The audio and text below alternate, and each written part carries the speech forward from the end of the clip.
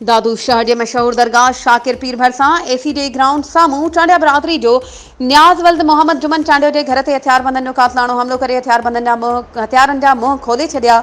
गोली लगन सबब 3 वरियन की नींगरी शदीद जख्मी। नींगरी के सिविल अस्पताल दादू एमरजेंसी वार्ड में दाखिल किया वियो।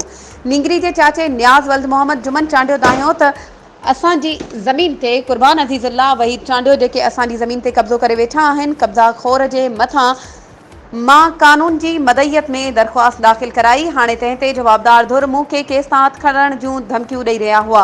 केस तां हथ न खणण तां अॼु जवाबदार धुर मूंखे मारण लाइ मुंहिंजे घर ते हमलो कयो। हुन चयो त दादू ए सेक्शन थाणे ते एनसी दाखिल कराए छॾी आहे। वधीक कार्रवाई करण जे लाइ DIG हैदराबाद ऐं SSP दादू खां नोटिस वठण जो मुतालबो कयो आहे त जवाबदारनि खे कानून जे कटहरे में आणे सख़्त मां सख़्त सज़ा ॾिनी वञे।